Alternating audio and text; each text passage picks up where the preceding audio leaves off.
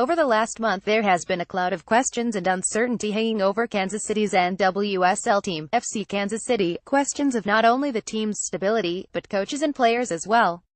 After some leaked emails by former FC Kansas City and Kansas City Comets owners Brad and Greg Likens and a lawsuit by former co-owner Brain Baginski helped lead to the sale of the club to Minnesota businessman Elam Bear, there was thought that the club would have stability under the new owner.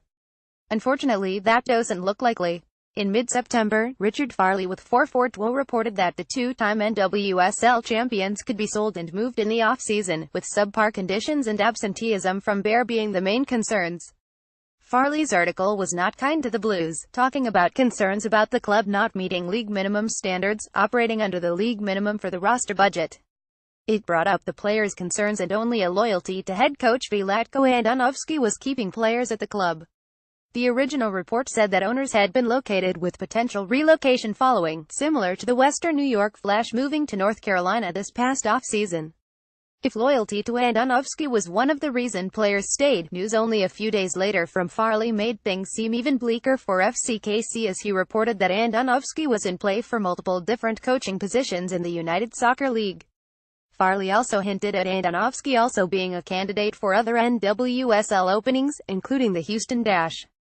Andonovski, the only coach that FCKC has ever known, could see the move back to the men's side of the game as a step forward for his career after moving from the Comets assistant to head coach to FC Kansas City. Today the rumors of Andonovski's departure and FCKC's sale continued with another article by Farley. For those wanting the Blues to stay in Kansas City, it was good news as apparently Sporting Kansas City's interest in acquiring has increased, apparently quite a bit from when Farley first reported it.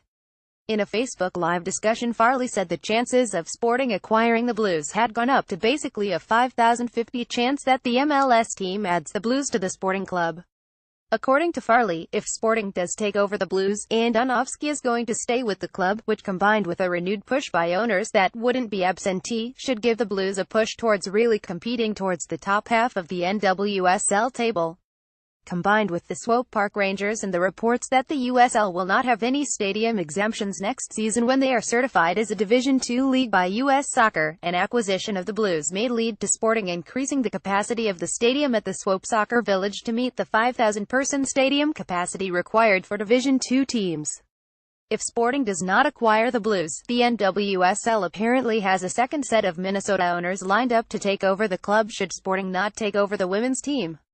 If the Minnesota-based group does take over the team, what would happen to them and Andonovski is up in the air. It could potentially lead to the Blues relocating to Minnesota or elsewhere, and Andonovski moving on from the club. It's something to watch as the NWSL off-season continues.